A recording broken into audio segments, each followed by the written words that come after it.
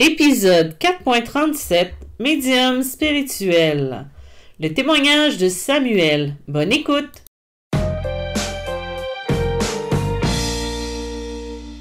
Bonjour et bienvenue dans ce nouvel épisode de Médium spirituel. Mon nom est Isabelle B. Tremblay. Je suis auteure, médium, conférencière et enseignante spirituelle. Vous pouvez trouver mes livres en librairie sous les titres de Médium malgré moi, Passeur d'âme, Les chemins de l'âme et tout dernièrement le livre Messagère de l'âme qui est disponible partout en version électronique et en Europe à l'automne, mais au Québec, Canada, c'est disponible vraiment en librairie immédiatement embroché aussi. Voilà. Aujourd'hui, je poursuivais mes témoignages que j'ai reçus via ma plateforme, via mes courriels pour une continuation dans le podcast. Je tenais à vous rappeler, avant de poursuivre avec le sujet principal, que j'avais ma formation en ligne sur la protection spirituelle, le taux vibratoire et l'enracinement qui est disponible sur mon site internet mediummalgrémoi.com si vous désirez vous protéger de la bonne façon ou du moins d'aller piger dans mes enseignements pour vous protéger mieux. Que vous soyez médium, que vous soyez hypersensible, que vous soyez monsieur, madame, tout le monde. Vous n'avez pas besoin de le faire pour apprendre à être médium, mais le faire pour apprendre à être plus solide dans votre quotidien, à être moins enclin à se laisser absorber par l'énergie extérieure. Donc, aujourd'hui, le témoignage que j'ai, c'est le témoignage de Samuel. Et Samuel a un podcast aussi, le podcast du Homme Doré. Je ne sais pas si je le prononce de la bonne façon. Donc, vous pouvez aller faire un tour. Ça parle de la spiritualité, de la médiumnité. Donc, si vous êtes intéressé par le sujet, c'est que de toute façon, si vous m'écoutez, c'est le cas. Du moins, je l'espère.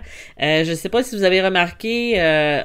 complètement pas rapport, là, mais ça résume un peu plus parce que j'ai recommencé à faire à enregistrer mes podcasts dans mon bureau et comme je suis en train de faire beaucoup de nettoyage, d'épurage pour pouvoir recommencer à temps partiel à recevoir des gens à la maison, ben en fait, ça résonne beaucoup parce que j'ai pas encore refait la décoration, donc je suis désolée pour ça.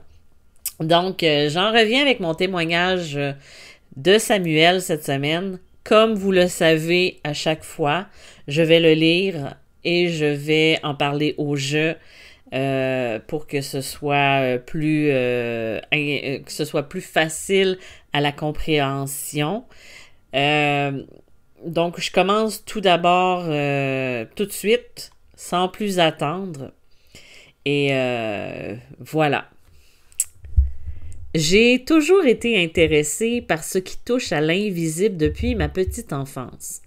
Ma famille était très ouverte et nous avons vécu plusieurs contacts avec des entités à la maison. Mais ce n'est pas ce que j'ai envie de te partager. Bref, après quelques années de méditation, j'ai vécu une expérience complètement déstabilisante qui m'a embarqué sa traque bien comme faux, comme on dit, du développement spirituel profond. Pour les Européens qui me suivent, embarquer ça traque bien comme faux. Ça veut tout simplement dire que ça l'a enligné à aller dans la bonne direction. Si je résume ou si je traduis rapidement. Durant une méditation, j'ai vécu ce que je qualifierais d'un désincarnement.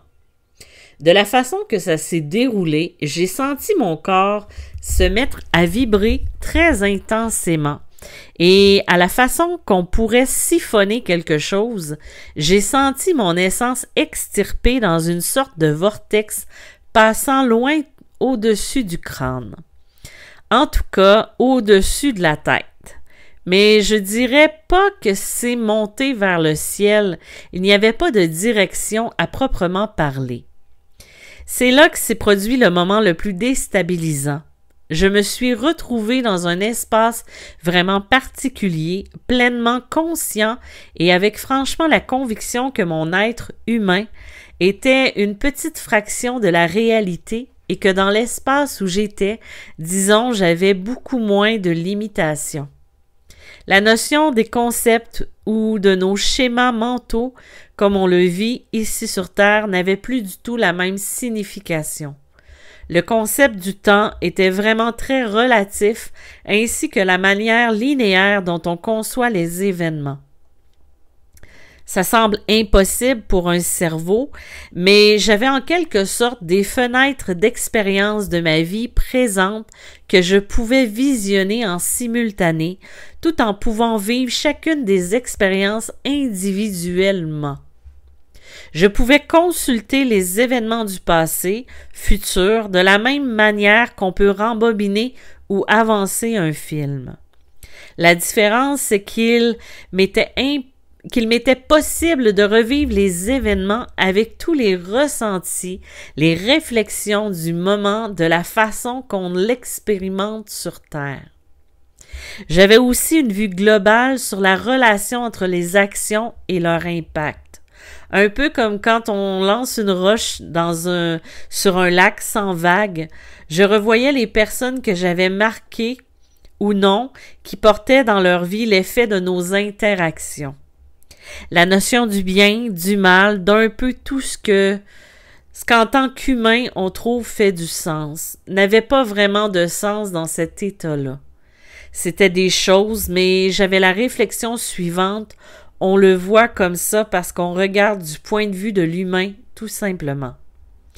Lors de cet événement, j'ai pu observer que je n'étais pas seule et qu'un être n'ayant pas vraiment d'apparence, c'était surtout une lumière, mais c'est comme si c'était plus qu'une lumière et qu'il y avait une intelligence.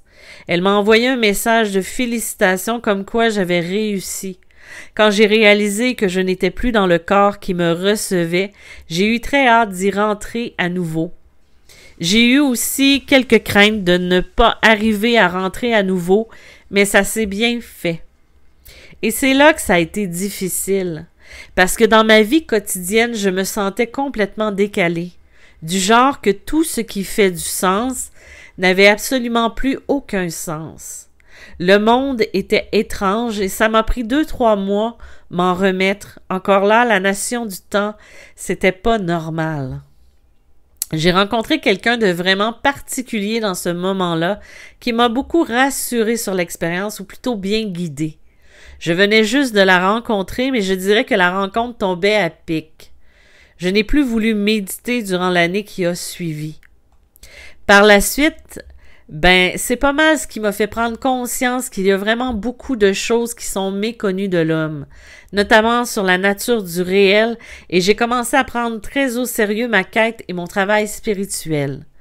Disons qu'avant, je trouvais l'idée bien séduisante de voir des entités, détenir des pouvoirs, etc., mais ça a vraiment modifié beaucoup d'aspects de ma vie et ma façon d'appréhender la vie. J'ai pris en charge le dossier développement spirituel et je me suis mis à adopter une pratique régulière et finalement, c'est devenu un mode de vie. Avec les années, j'en suis venue à commencer à œuvrer en spiritualité et j'ai commencé dernièrement à offrir des soins énergétiques. Je vis une sorte de double vie car j'ai un travail plus normal, mais malgré tout, je me trouve toujours en train de travailler l'énergie que je n'ai pas vraiment le choix de toute façon. Bref, c'est de cette grande initiation dont j'avais envie de parler car elle a vraiment donné le ton à la direction que j'ai pris par la suite. Eh bien, ce témoignage-là, pardonnez-moi, je déparle un petit peu,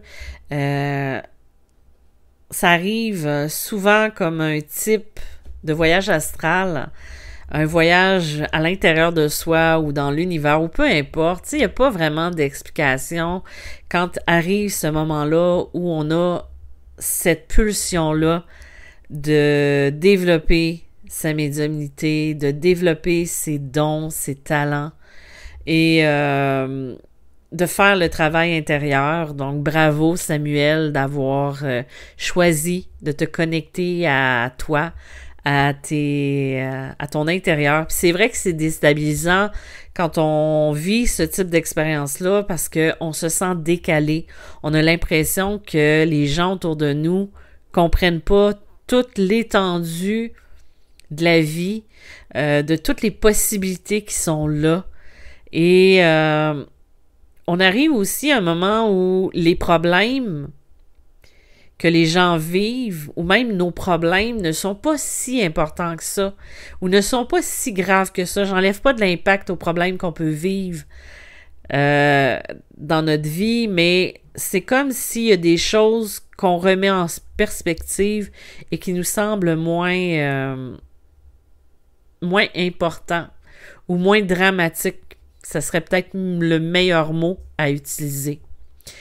La médiumnité, la spiritualité, c'est deux choses qui se rejoignent beaucoup.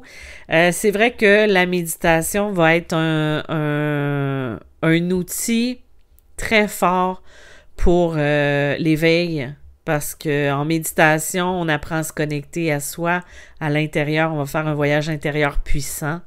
N'empêche que c'est pas tout le monde qui arrive à faire ce type de méditation-là. Moi, personnellement, souvent,